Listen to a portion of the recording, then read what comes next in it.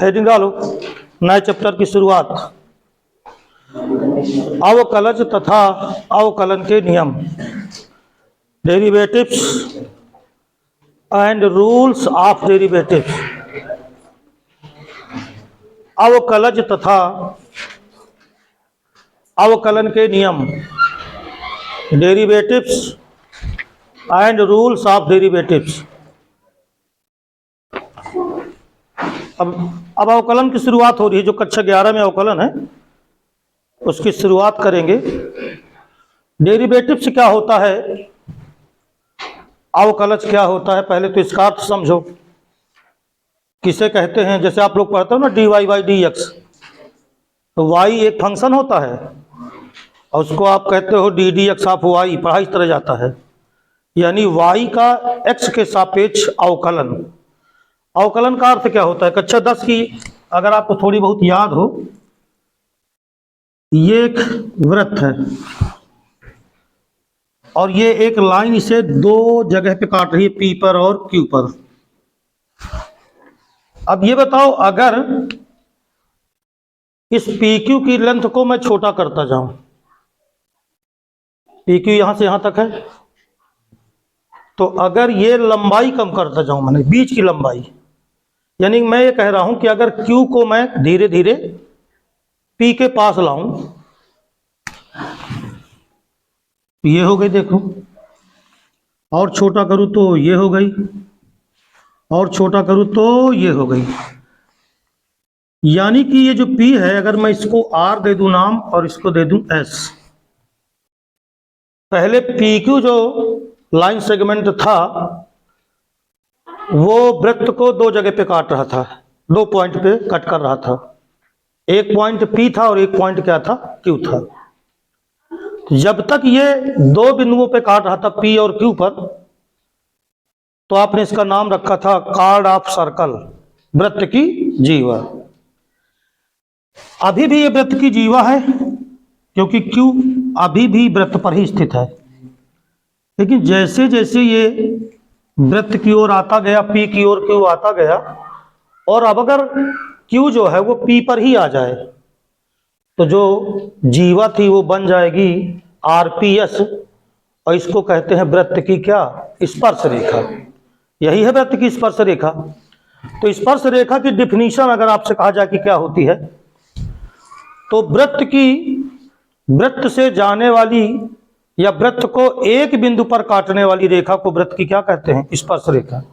यानी वह रेखा जो वृत्त को एक और केवल एक बिंदु पर कट करे, उसे वृत्त की क्या कहते हैं? स्पर्श रेखा।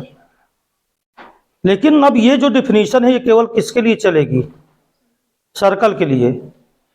मान लीजिए मैं वक्र को कह दूं कि ये है वक्र, और इस पॉइंट पर ये कोई रेखा कट कर जाए,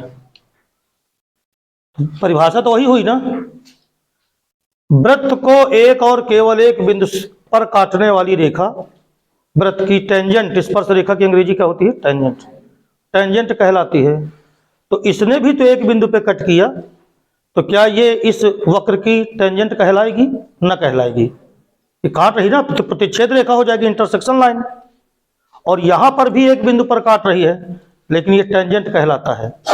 तो जो डेरिवेटिव हम लोग पढ़ते हैं, अवकलज पढ़ते हैं, वो केवल ये जो स्पर्श रेखा है इसकी परिभाषा को दर्शाता है। किसी वक्र की स्पर्श रेखा की स्लोप को dy बाई क्या कहते हैं? dx। यानी किसी बिंदु पर किसी वक्र की स्पर्श रेखा का स्लोप, टेंजेंट का स्लोप, वही होता है उसका अवकलज। क्या होता है अवकलज, कैसे आता है, इसको मैं तुम्हें ग्राफ द्वारा समझा रहा हूं, समझिएगा जरा।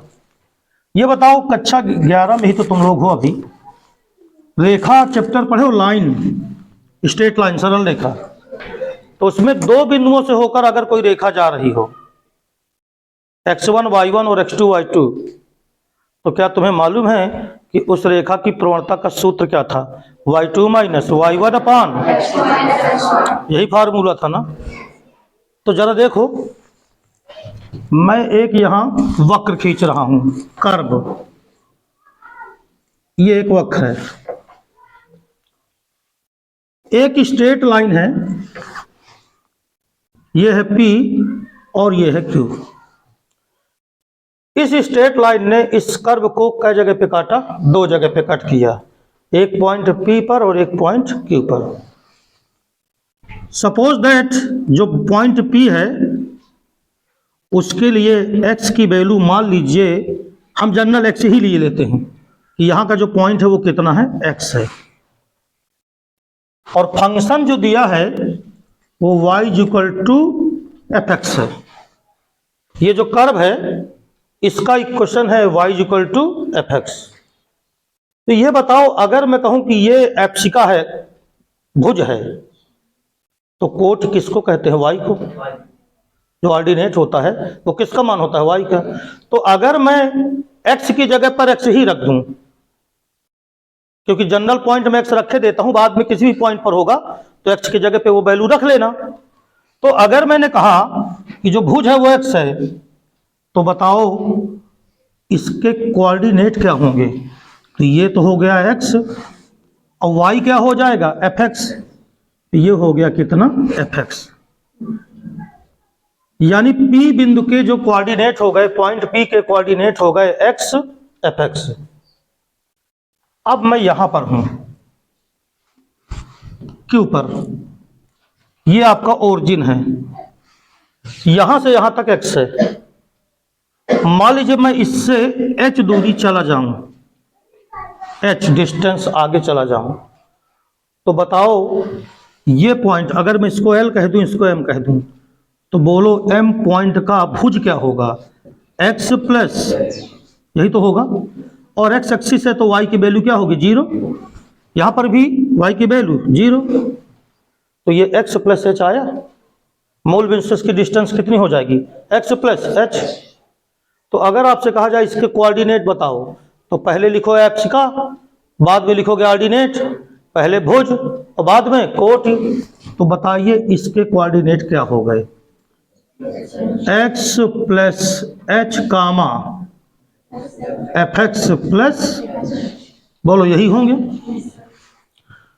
तो पॉइंट P के जो कोऑर्डिनेट है वो हो गए x कामा fx, और पॉइंट Q के जो कोऑर्डिनेट हो गए वो हो गए x प्लस h कामा fx प्लस h।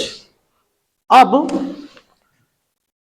अगर मैं तुमसे पूछूं कि स्लोप ऑफ PQ बताओ, यानी कि PQ की स्लोप, प्रवणता बताओ, ढाल बताओ, तो तुम यही तो कहोगे कि Q बिंदु भी हमें पता है और P बिंदु भी हमें क्या है, पता है। तो आप कह दोगे y2 माइनस y1 अपान x2 माइनस x1। तो y2 माइनस y1 का मतलब f x plus h minus fx, ये तो हो गया y2 minus y1। x2 minus x1, तो x प्लस h और माइनस कितना, x, ये हो गया, राइट है। x से x को क्या कर दो, कैंसिल। ये जो स्लोप आ रहा है fx plus h minus fx अपान कितना आ रहा है, h आ रहा है। ये किसका स्लोप आया, PQ का।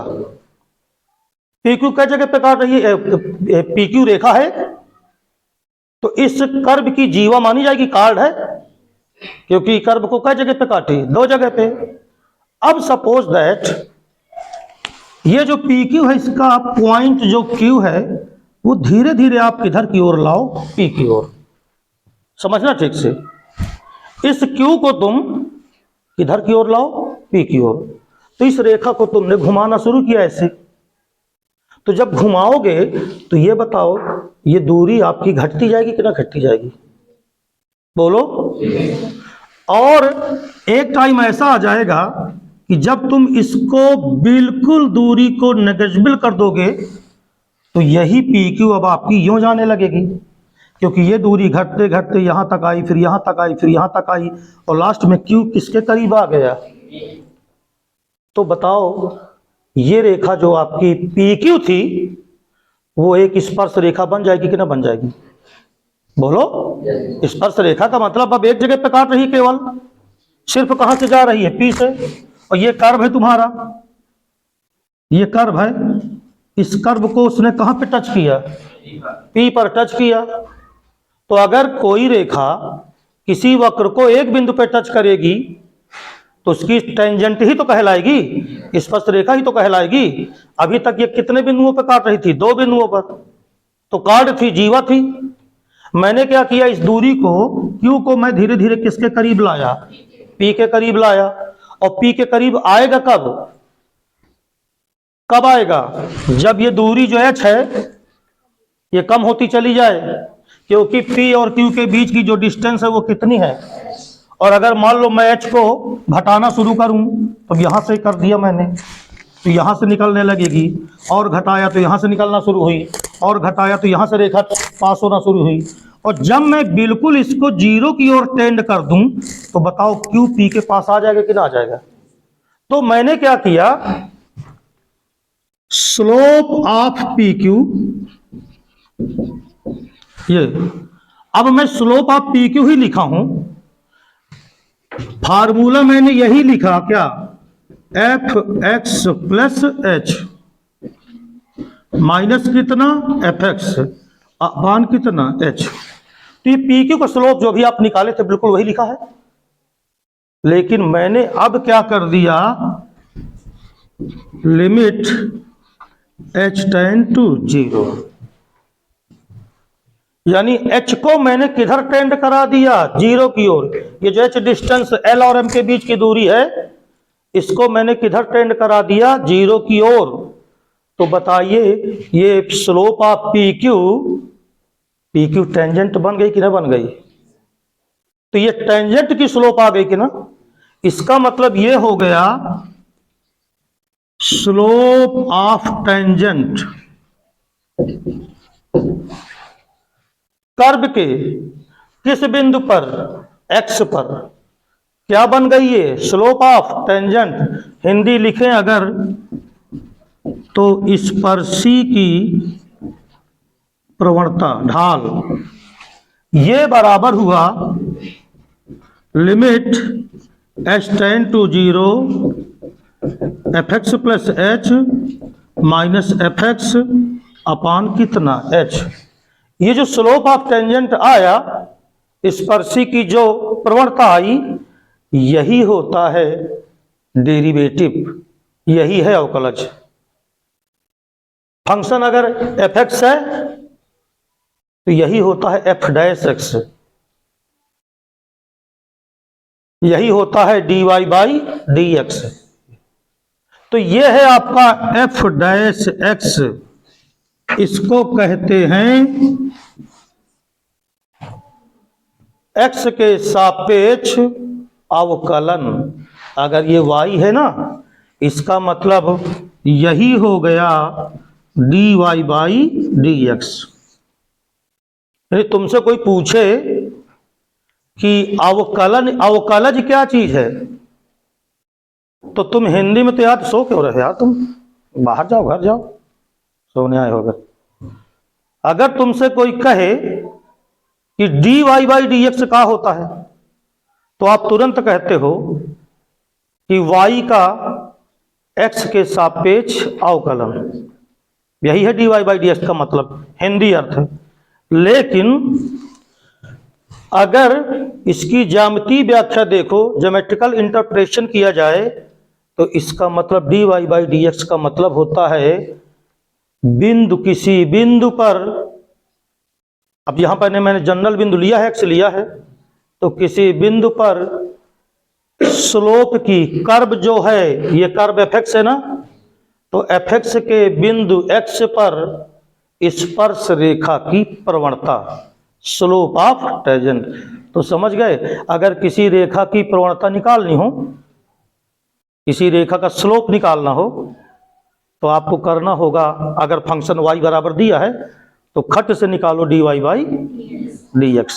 जो पॉइंट दे दे बस dy बाई dx में वो पॉइंट रख देना है आपको। जैसे किसी बिंदु पर कहेगा तो x हट के वो पॉइंट आ जाएगा। तो इसका मतलब अवकलज का मतलब आप समझे कहा होता है, limit h tend to 0 fx plus h minus fx upon h। ये लिमिट अगर निकालते हो तो फंक्शन का अवकलज आता है। इसको f डैश x भी कह सकते हो, f1x भी लिखा रहता है, dy बाई dx भी इसको कहते हैं।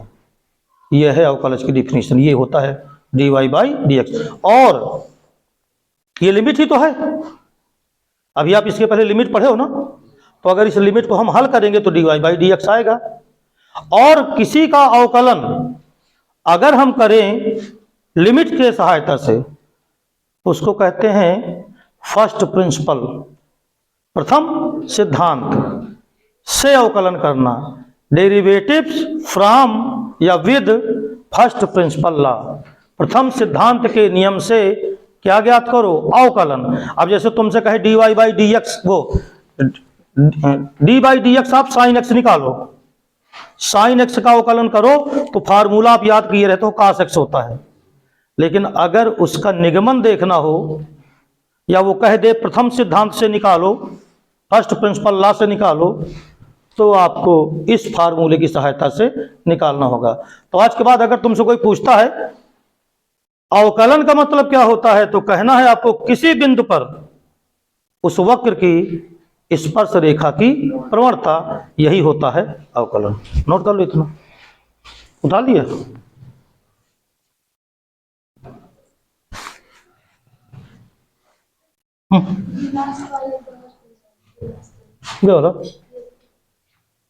इसमें समझाना क्या मतलब, क्या समझ में नहीं आया? ये निरूपित करते हैं इसको ये जैसे संकेताक्षर नहीं होते, संकेत से व्यक्त करना, तो एफ डैश एक्स उसको संकेत है ना, कहीं कहीं f1 भी लिख देते हैं। और dy बाई dx का मतलब y के x के सापेक्ष अवकलन, इसको dy बाई dx कहते हैं। जैसे मान लो कास थीटा का कहे अवकलन करो तो उसको लिखेंगे D by dx cos theta. y, ये y है, चूंकि अभी y बराबर लिखे थे ना fx, तो ये D by dx of y, जो भी फलन हो उसका डी बाई dx है, मतलब x के सापेक्ष क्या होना है, अवकलन। ये इसका मतलब है। बाकी ये जानते ही हो आप। अभी और समझाता हूँ, देखिए ये जो लॉजिक अभी समझाया हूं ना, यही है प्रथम सिद्धांत से अवकलन। जब आ जाता है क्वेश्चन ना कि प्रथम सिद्धांत से अवकलन करो, ये पूरा लिमिट वाला लॉजिक देना है, फिर आप डायरेक्ट फार्मूला नहीं लगा सकते। मैं एग्जांपल से आपको देखो समझा देता हूं। D by D X of E to the power X, सूत्र तुमने पढ़ा है, E to the power X का अवकलन क्या होता है, ई टू द पावर, लिखाया उस दिन। देखना इसको मैं फर्स्ट प्रिंसिपल लॉ से करता हूं। अब देखो इधर, जैसे इसको लिखेगा ई टू द पावर एक्स का अवकलन एक्स के सापेक्ष करो, समझो इसको। इंग्लिश में कहते हैं differentiate, differentiate E to the power X with respect to X, ये इंग्लिश में बोलते हैं। और हिंदी में बोलेंगे इसको E to the power X का अवकलन किसके सापेक्ष करो, एक्स के सापेक्ष। तो इसको अगर तुमने कहा कि y बराबर E to the power x, ये तुमने कहा, इसका मतलब उसने तुमसे पूछा कि dy बाई डी एक्स निकालो। उसने तुमसे क्या पूछा, dy बाई डी एक्स, यानी उसने तुमसे पूछा dy बाई डी एक्स किसका, E to the power X का। ये इसका मतलब होता है। y this is a function और y है E to the power x, तो D by D X of y पढ़ देते हैं dy बाई डी एक्स, मतलब D by D X of E to the power x। Hindi में कहें E to the power x का अवकलन किसके सापेक्ष, जिसके सापेक्ष वो नीचे रहता है डी बाई डी एक्स।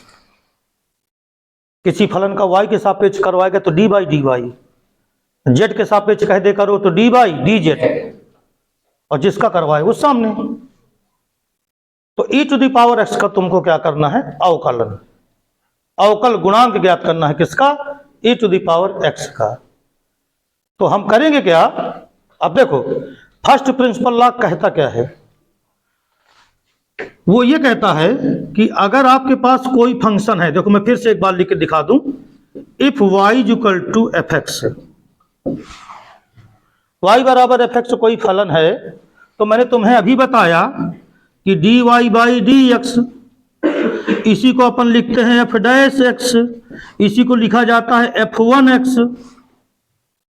तो किसी किताब में f1x होता है, किसी में f डैश एक्स लिख देता है, किसी में सीधे dy बाई डी एक्स। तो ये हमको ज्ञात आ करना है। तो इसके लिए मैंने तुम्हें बताया था कि ये होता है लिमिट h टेंड टू 0, देखो h tend to 0 F X plus H minus F X upon कितना h, ये होता है।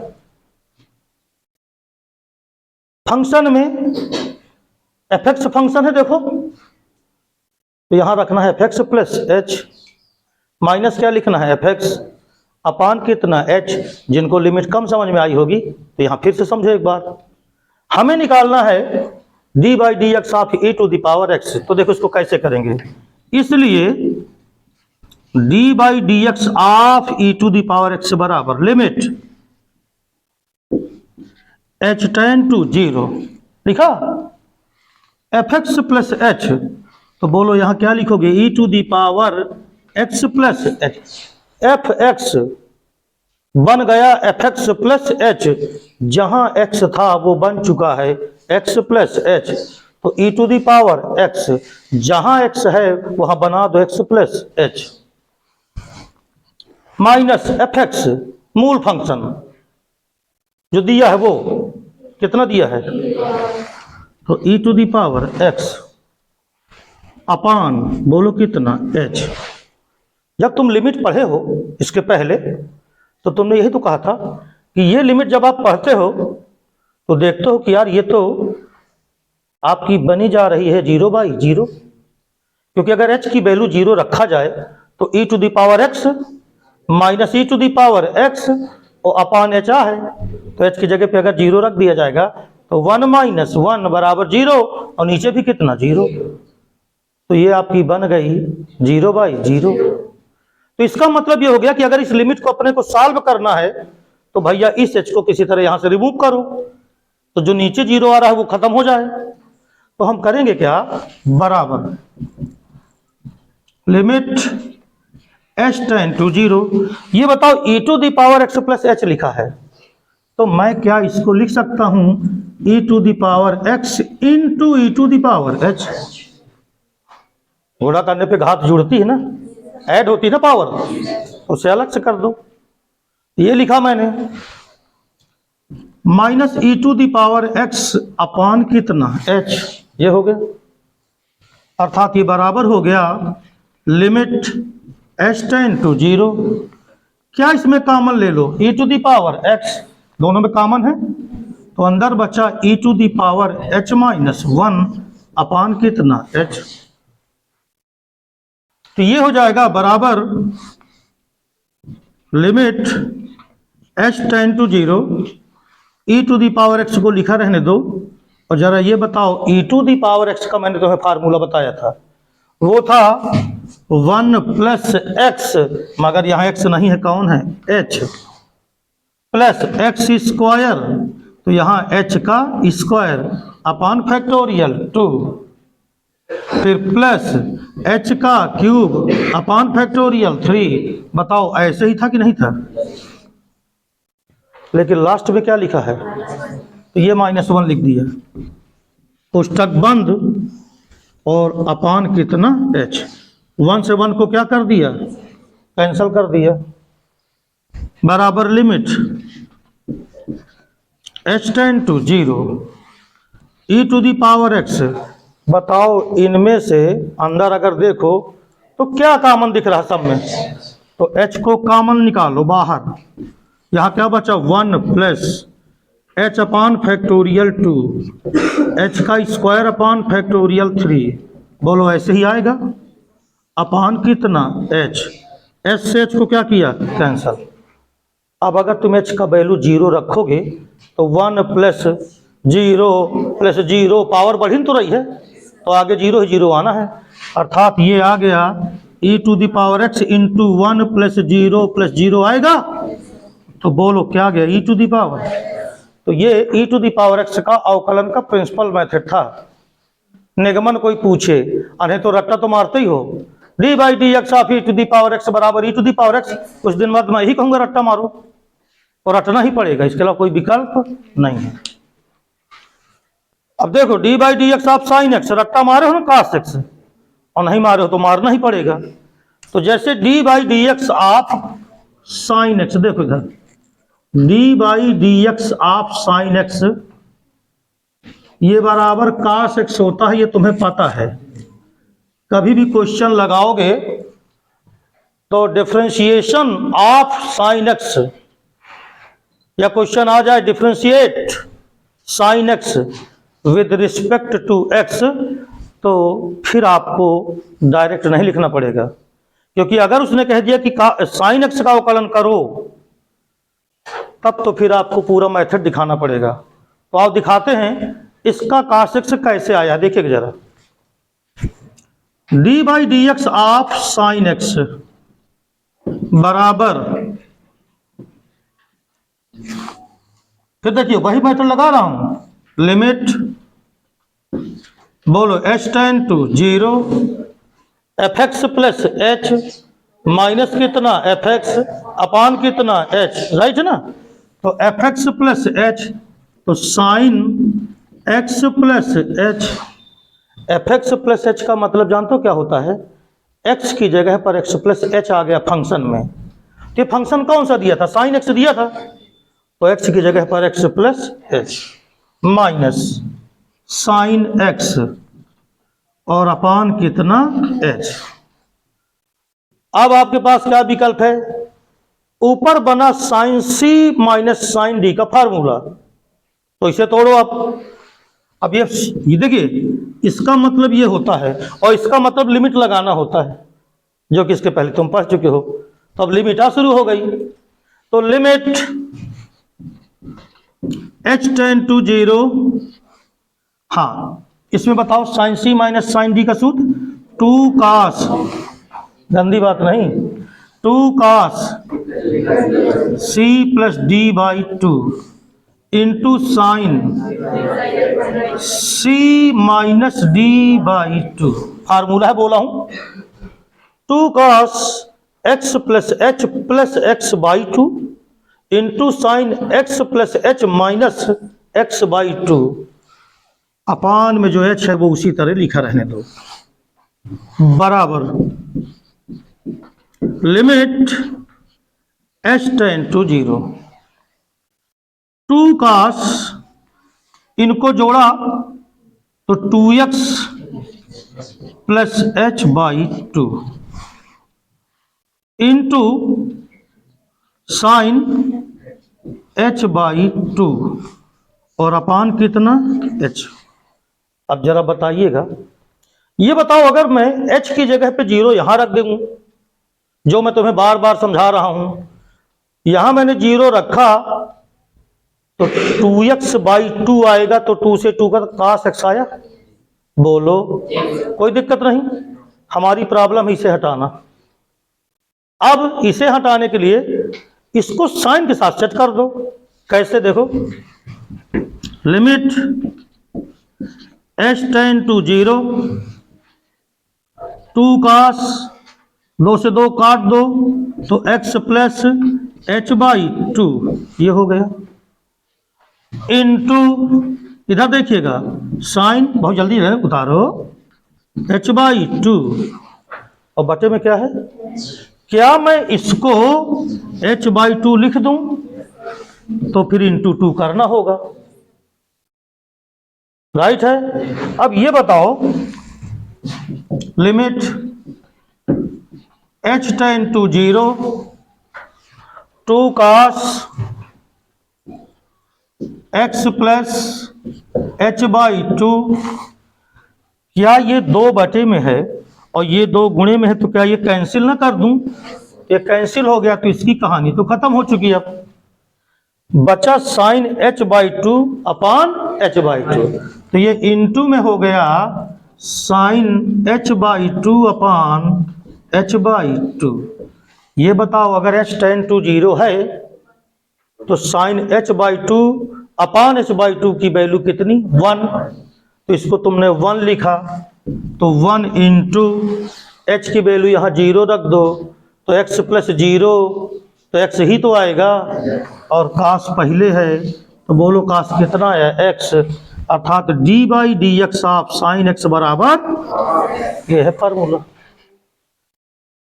अगर कहे log x का x के सापेक्ष अवकलन करो, differentiate log x with respect to x, यानी आपसे पूछे कि d/dx ऑफ log x क्या होगा, तो आपको याद करना होगा 1/x, और वैसे भी यहाँ पर कुछ बेस नहीं लगा तो उसको आप ई बेस कर सकते हो।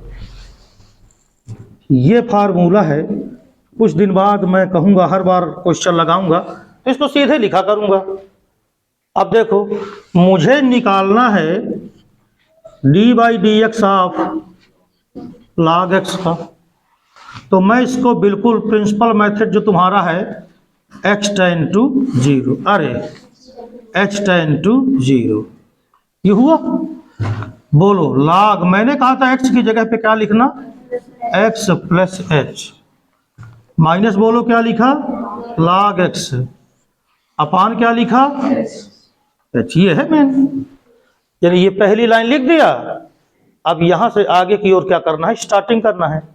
तो देखो जरा, बराबर लिमिट h टेंड टू 0, ये तो log m minus log n, क्या तुमने ये फार्मूला पढ़ा है? log m minus log n ये बराबर होता है log m/n। तो दोनों में अलग अलग log लिखा है, तो आओ हम उसको एक साथ log में रख दें। यानी इसको हम लिख सकते हैं log, क्या लिख सकते हैं बोलो?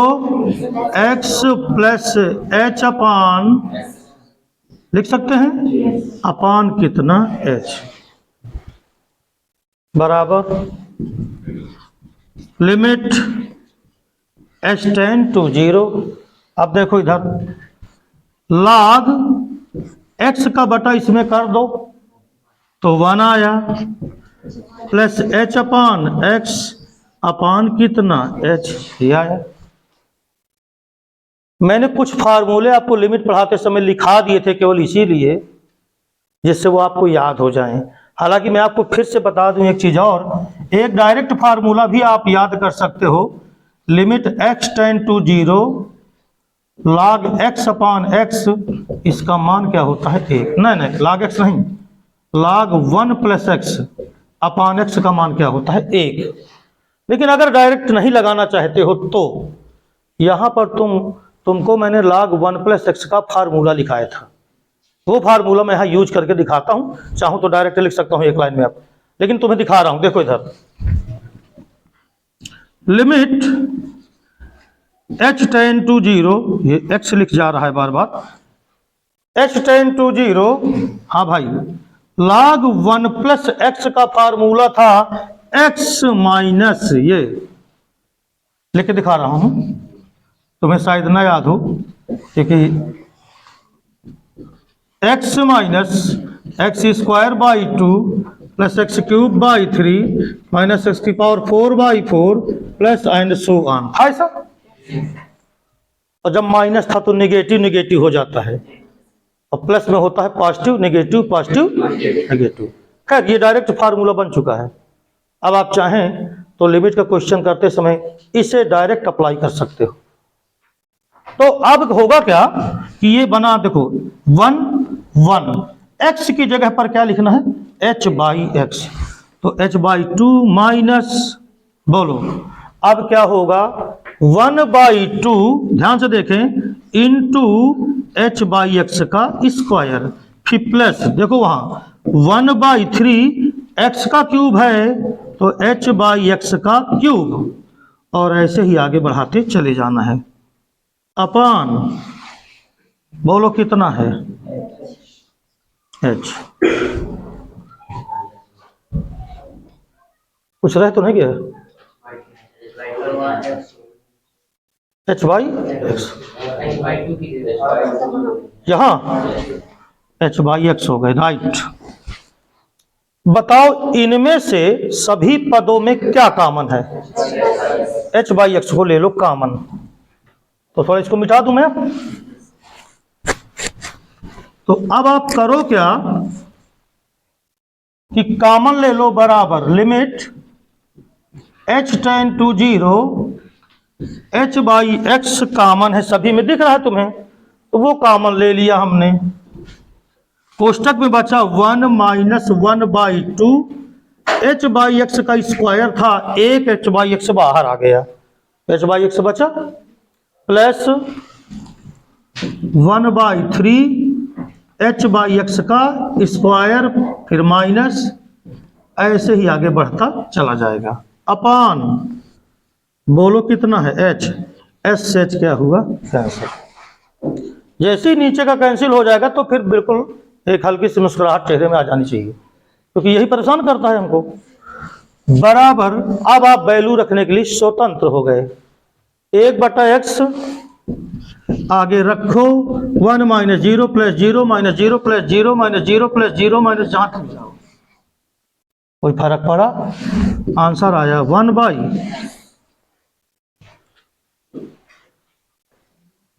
D by D X of X to the power n, और D by D X of C अचर पद, अचर का होता है अवकलन 0, और D by D X of X to the power n का होता है N X to the power n minus.